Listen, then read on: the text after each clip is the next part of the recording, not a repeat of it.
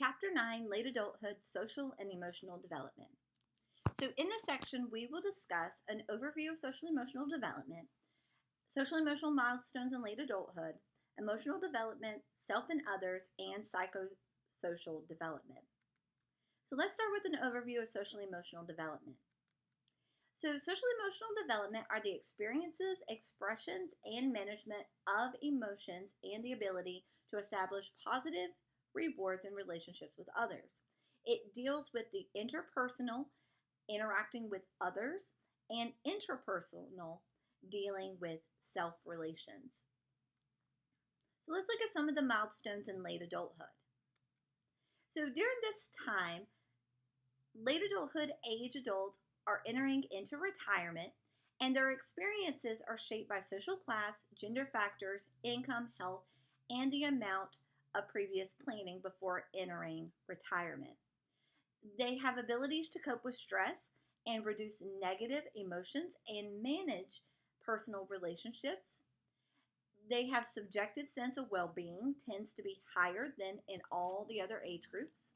Their satisfaction with life is largely dependent on their family involvement, and their bereavement for spouse, friends, and family is stressful, but most people are able to integrate loss in their lives within 1 year after it happens. So let's look at emotional development in late adulthood. So emotional adjustment to aging. So adjusting to changing is a central challenge of social development. In late adulthood, people start to become more aware of their limitations, what they can and cannot do. And successful adjustment and adaptation can lead to a healthy development in late adulthood. So affective intensity is one's intensity of emotions. In older adults, they report experiencing less intense negative emotions, and they have lower levels of both negative and positive emotions. Affective complexity is the appearance of older adults having more complex emotional experiences compared to younger adults. Now, this declines in later adulthood, and affective complexity and emotional regulation have been correlated with coping in adulthood. So, affective complexity helps them to be able to understand and deal with any health issues that they may have during this stage. So, personality. Personality is defined as individual differences in diverse human characteristics such as traits, goals, and motives, emotion and moods, self-evaluative processes, coping strategies, and a person's well-being. Now, during late adulthood, there are personality adjustments that do occur. And Robert Peck extends on Erikson's view of psychosocial development, and we'll talk about Erikson's last stage in just at the end of this presentation. So there's three main adjustments that occur in the personality development in older people. So there's ego differentiation versus work role preoccupations, body transcendence versus body preoccupation, ego transcendence versus ego preoccupation. And we're going to talk about each of these in just a second. So ego differentiation versus work role preoccupation. So this is the adjustment that must be made to retire from work. So it's the retirement from work roles. And the person must adapt to shifting their primary identity away from their work self into another identity, who their retired self is going to be. And during this time of retirement, people go through a range of emotions. They go through happiness, sadness, peaceful, anxiety, optimism, and also pessimism, because they're happy that they're retiring, but then after a while they start to miss work, realize that they don't have the same social opportunities as they did. So body transcendence versus body preoccupation. So this is the necessity of finding happiness and satisfaction in relating to others and in creative or mental endeavors for healthy development to occur. So this is where they start finding hobbies, getting involved in organizations, volunteering. They try to find another outlet for happiness and satisfaction and being able to interact with other people. Now, unhealthy development takes place when a person focuses on their body and their physical concerns and experiences distress due to that. So they feel like they're not capable of doing anything. They don't want to try new things or learn new things. They just may want to sit there and just do nothing. They just don't feel motivated. So, ego transcendence versus ego preoccupation. So, this is recognizing and accepting that one's death is going to happen and living life as fully as possible and attempting to make life more secure, more satisfying, and more meaningful for those who will survive after. So, it's them accepting that death is coming, but also trying to make it fully lived and so others are able to live life even after they're gone. So the psychological tug at this time in life is to be intensely introspective. Now, it cannot consume a person, but it needs to be addressed and talked about. So personality types during late adulthood. So successful adjustment in late adulthood does result or relate to a person's personality type. And there's four basic types that emerge during late adulthood. And that's integrated, armor defended, passive dependent, and unintegrated. So integrated personality is a personality type in late adulthood that does resemble Erickson's integrity um, stage. Now, these individuals are well adapted and flexible to their approaches in life. And there's three variations. You have your reorganizers, and these are the people who change their roles. So they went from retirement to or from the workforce to retirement, and they rearrange their life to substitute for their new roles that were terminated by not being in the workforce. So they fill it with other activities or with friends or with family. The focus participant, they will do this moderately, whereas a reorganizer will completely substitute a lot of the roles. And a focus participant, on the other hand, moderately does this, but they reserve their attention and energy for only a few things, whereas a disengaged will maintain low levels of activity but attain a high degree of personal satisfaction. So they may not do very much, they just do just the couple of things that they like, whereas a reorganizer, you can kind of compare that to a busybody. So armor defended is a personality type where the individual strives to maintain control over their lives. They do not like being dependent on others. They want to maintain their independence. So it's accomplished by implementing various means to defend against their anxiety and others' threats to their own well-being. And there's two variations. There's the ones who cling on as long as they can, so they may continue to work even after the retirement age.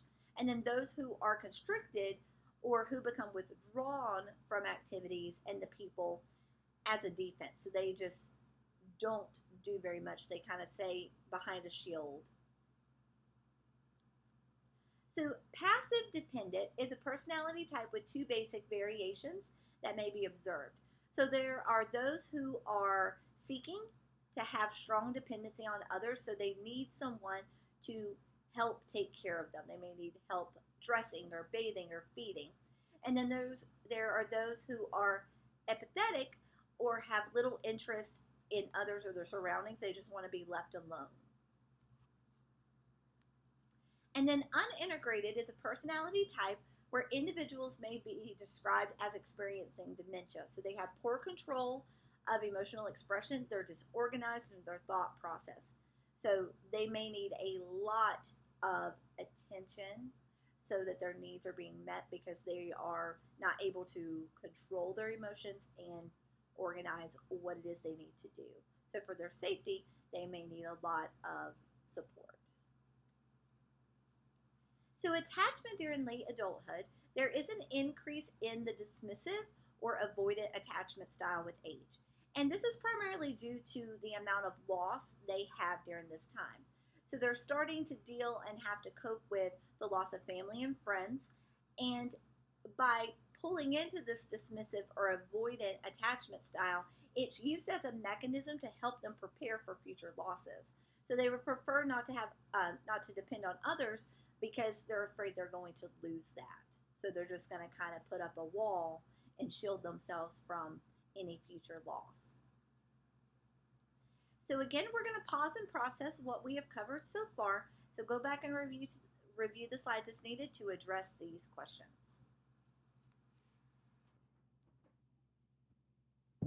So self and others during late adulthood.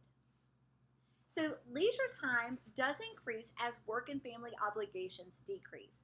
So they're moving into the retirement stage, and they're also empty nesters. They may not have any children at home that they have to take care of. Now, older adults do differ in terms of their leisure interests, and they have more active forms of leisure. So early and middle adults see physical competition and outdoor activities as separate interests. However, older adults do not make these distinctions. They converge these into one category. So they may do an outdoor type of activity with their friends. So they'll merge them into a combined activity instead of segmenting them into different interests or activities. So moral development is the process where people develop attitudes and behaviors towards other people in society based on social and cultural norms, rules, and laws. And there's three categories of moral development that are very prevalent in late adulthood. And these are values, spirituality, and religion. So values. Values are a person's belief about what is right and what is wrong. And some values are secular based, they're very religion based. And then some values are learned via one's home environment or just their work environment. And they learn these vicariously through others, so through their parents, through their spouse, through their children, through their peers. Now, values can be vastly different dependent on where they learned the behavior, where they were culturally. So did they live in the north? Did they live in the south? Did they speak a certain language? Did they go to church? Did they have any cultural holidays that they celebrated? Race, ethnicity, all of those different intersectionalities can play a big role in the development of their values of what is right and wrong. So spirituality and religion. So spirituality is a sense of connectedness with God or some other higher spiritual being. Now, this could be having a relationship but never going to church, whereas religion, it incorporates spirituality, but it includes the additional dimension of living the faith. So acts on the beliefs by going to church and engaging in some sort of religious activity, and it shows greater compassion for others in need. They internalize the belief system and they follow the word or the Bible. And then religion is associated with positive outcomes in adulthood. So it's associated with better physical health, mental health, longevity, and coping skills. And it can also increase as a person ages and they learn more about death and what it means in regard to the religion that they practice. So family influence. During this time, most individuals have to adjust to the death of a spouse in either middle or late adulthood. And widowhood is the label applied to both men and women who survive the death of a spouse. Now, widowhood can cause loneliness, depression, and changes in life plans. But there are some alternatives to widowhood, especially depending on when it happens in a person's life. They may remarry, they may retrain or gain an education for a job, re-enter the workforce, participate in voluntary organizations or activities, devote time to parenting or grandparenting. And there's lots of others. It just kind of depends on when they lost their significant other. Now, there are some needs of a widow that people need to be aware of. So one of these is expressing grief and experiencing the bereavement process with family and friends. So they need to have an outlet for sharing, but they also have to be protected from good intentions that people want when people want to give advice, and especially when it's contradictory in nature. So they need the opportunity to say what they need to say, but not necessarily get advice from someone. They just want to be heard and to have a chance to share their feelings. Also, they need to have their companionship needs met. They need to gain experiences that build self confidence, personal skills, and competencies. And they need to gain assistance in re engaging socially with others. So they need to have that connection with others so that they can share and talk and feel like they can engage socially with others and have trusting relationships. So, friendships and social support. Friendships provide psychological intimacy and camaraderie, and social support can be emotional or instrumental in nature. And socio emotional selective theory is a theory that emphasizes that older adults optimize their social networks. So they really know how to keep friends that are going to help them in positive ways. So, friendships and relationships that are not beneficial, they're more out to let those end, especially if they're negative. And they're going to focus their attention on happy, fulfilling relationships that give them the support that they need during this time in life. So, during this time, one of the biggest milestones is adjusting to retirement. And there's many lifestyle patterns in older adults that happen. Not all older adults will retire. Some older adults, depending on their financial ability, they may continue to work full time or part time. They may retire and become active in voluntary work.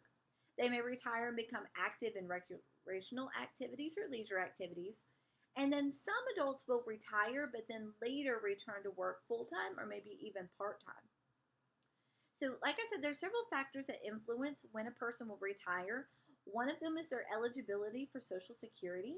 And as the as the years go, the retirement age gets higher and higher and higher as life expectancy increases.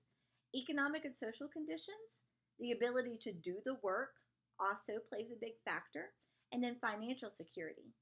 Now, traditionally, retirement has been viewed as an experience that people dread, but a lot of people are starting to look forward to retirement as a time of renewal and growth, and they're starting to make adequate preparations for retirement, and it's a big must. People start planning for retirement in early adulthood. So it gives you the ability to have a retirement plan that then you can also use your Social Security with so that you can retire and have that time for renewal and growth later in late adulthood. So retirement is a process. So it starts off with pre-retirement, and this is the period preceding retirement where a person makes plans and arrangements for his or her retirement. Again, this happens in early adulthood for most people so that they can plan and start a retirement fund so that they can retire when they hit the retirement age. Once retirement hits, they initially enter in what is known as the honeymoon phase. And this is where most people feel the happiest and they're peaceful initially as they experience independence of retirement. They're able to now do the things that they want to do. The next phase is disenchantment, and this is in the aftermath of the honeymoon phase, and this is where depression settles in as they realize that they have actually withdrawn from a consistent and fulfilling societal role through their work. So they start to kind of miss being in social opportunities and feeling productive with their work roles. So reorientation is when people attempt to move realistic appraisal of their options for the future. So this is where they decide, well, this is what I'm going to do with my retirement. I'm going to do volunteer work. I'm going to spend time with my family, or I'm going to get a part-time job, or I'm going to re-enter the workforce. Stability phase is the routine of establishing new behaviors, standards, norms, and expectations, and accepting the new role and personal identity that retirement has caused them to have to address. And then termination is the last stage, which is marked by a role shift from retiree, either to be an employee again, or being disabled in advanced age. So we're going to once again pause and process what we have covered so far. So go back and review the slides as needed to address these questions. So psychosocial development. So late adults are in Erickson's final stage, which is stage 8, integrity versus despair. And this is from age 60 until death. Now, during this time, this is where adults will review life's accomplishments and failures. And they're doing this checks and balances of, did I do what I wanted to do throughout my life? Did I have a fulfilling life? And adults will continue to work, or they will be at peace until death. So during this stage, like I said, people reflect upon their lives and evaluate if they were successful or not. So establishing a sense of integrity is one of the main things that overcomes this crisis. So integrity is categorized by completion of tasks, of integrating the various aspects of self-concept, identity, and evaluating one's life for meaning and fulfillment. But if they don't feel like their life had meaning or they fulfilled what they wanted to do, that they met their goals, they may have a sense of despair. And despair is categorized by a feeling of loss, disappointment, and deep dissatisfaction with the way they live their life. So they may feel hopeless, depressed, or they may be in desperation to have that one last chance to be able to right a wrong or to fulfill a goal. So we're going to pause and process what we've covered so far in regard to psychosocial development. Go back and review as needed to address these questions.